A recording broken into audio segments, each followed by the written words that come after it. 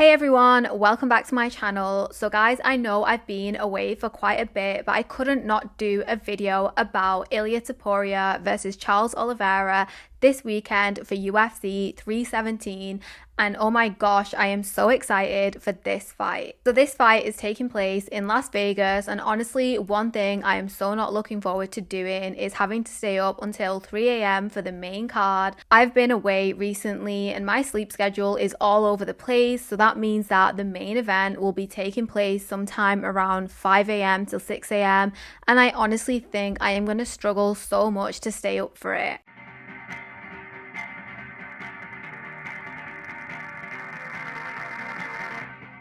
That's why literally the UFC Abu Dhabi cards are my favorite, because I can watch them at a normal time and get to bed. So since I've been away, I thought we could have a little bit of a UFC catch up as well. So one big UFC news story that's been going around is the fact that Jon Jones has retired. And honestly, I am so gutted about that. Like so many of you, I'm sure you really wanted to see the Jon Jones versus Tom Aspinall fight. We were never destined to see that fight. And honestly, I just think it is so disappointing.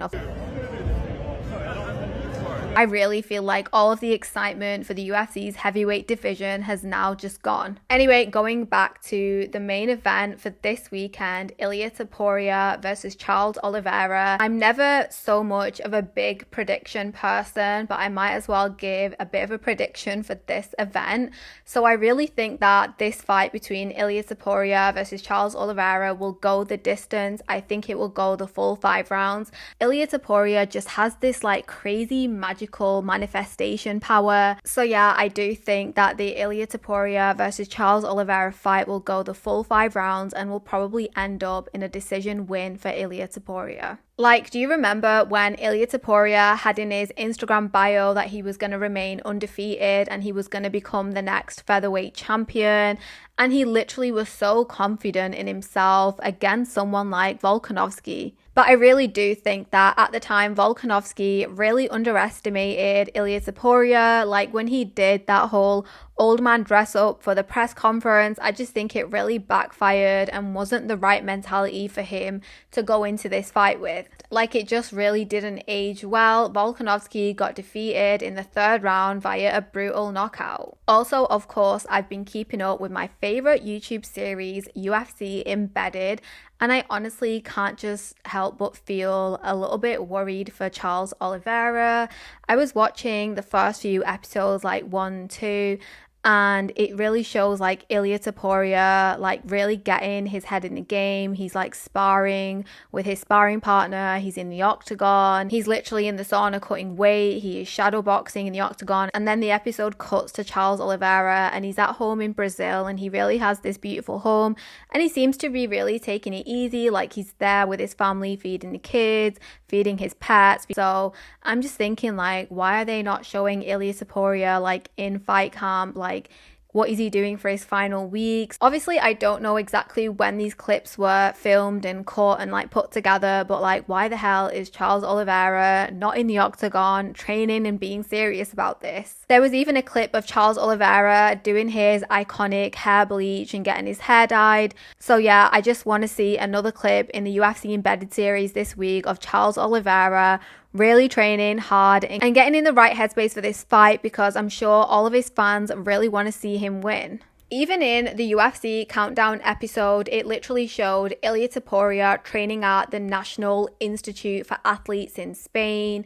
Like he's training where all the major Spanish athletes train, and clearly he's got like the Spanish government on his side here. He even said in the video he's got his own octagon set up. So I'm just amazed at all of the effort and preparation that's going into Ilia Topuria's fight camp here.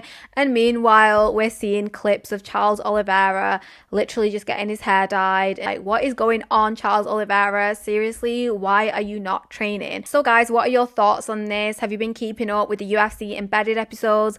Let me know your predictions for Ilia Topuria versus Charles Oliveira in the comments below. But to be fair, I am still quite annoyed that Ilia Topuria vacated the featherweight division and belt so quickly. I honestly thought there were so many more interesting and competitive fights for Ilia Topuria to have at featherweight, especially against Movsar Evloev. I know Movsar Evloev is like one of those fighters again that many UFC fans and MMA fans like to troll because he has like so many decision wins and he's not like knocking everybody out and submitting everyone. But still, Movsar Evloev was the only other like undefeated guy in the featherweight division, as well as Ilia Topuria. So that fight just made sense. Like, Movsar Evloev literally beat Diego Lopez and he got his title shot against Volkanovski recently. So to be honest, I just really wanted to see Movsar Evloev versus Ilia Topuria first, and then Ilia Topuria could have won that fight and then decided to vacate the title. Like, I just wanted to see Movsar Evloev's grappling skills up against Ilia Topuria's grappling skills. But seriously, what even happened to Movsar Evloev in his last fight against Aljamain Sterling? He literally came out with this really long hair, like it was so wavy and going all over his face during the fight, and he didn't seem to be as dominant as he is in his other fights. So what even happened there? But he did manage to get the decision win in the end, and apparently if he wins at UFC Abu Dhabi, a card that I can watch at a normal time, he will then get his title shot against Volkanovski. Yeah, ultimately, I just wanted to see Ilia Topuria have more fights at featherweight. So moving on, other big UFC news that I'm sure many subscribers on this channel are so excited to know is that our fan favorite Islam Makhachev has started his training camp for his fight against Jack Della Maddalena. And to be honest, I am still quite gutted for Belal Muhammad to have lost his welterweight title quickly. I just thought he had so much more to give and so much more time to be the welterweight champion. And I was like the only person at the time for UFC 308 that was like really rooting for him and predicting that he was going to win that fight. I just knew he was going to put on this whole wrestling masterclass against Leon Edwards, and everyone was just saying that Leon Edwards was just going to knock him out, but he completely dominated that fight. But of course, it does mean that we get to see our favorite Islam Makhachev finally get deservedly his shot at getting the second belt. But of course, like many, I really wanted to see Ilia Topuria versus Islam Makhachev.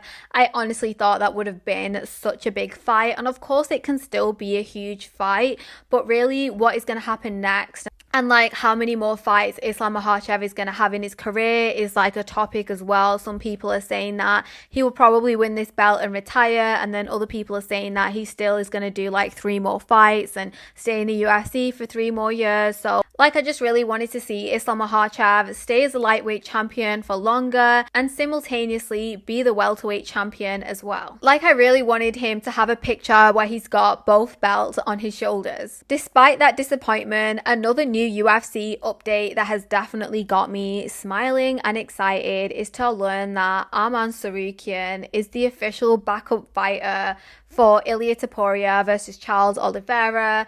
I've always said that I really wanted to see Ilia Topuria versus Arman Tsarukyan. I just think that would be a really huge competitive fight. Arman Tsarukyan is literally, or was, the number 1 contender. I'm not sure whether he still holds that spot, but it seems like he is still being penalized for pulling out of that fight against Islam Makhachev at the last minute. And to be honest, I am still really disappointed that he pulled out from that fight last minute. I just really think that the whole Islam versus Arman Tsarukyan storyline needed to be put to rest. It was an interesting story in the fact that Arman Tsarukyan made his UFC debut against Islam Makhachev and lost, and like, they both have this similar background, like this Caucasian Russian background. And of course, Arman Tsarukyan did beat Charles Oliveira, so I don't understand still why we are not seeing Ilia Topuria versus Arman Tsarukyan first. But hey, I guess you never know. Maybe Charles Oliveira will pull out and we will get a surprise for Ilia Topuria. If anyone else would rather see Arman Tsarukyan versus Ilia Topuria, let me know in the comments below. So moving on, other fights on the UFC 317 card that I am excited to see is Peyton Talbot versus Raoni Barcelos.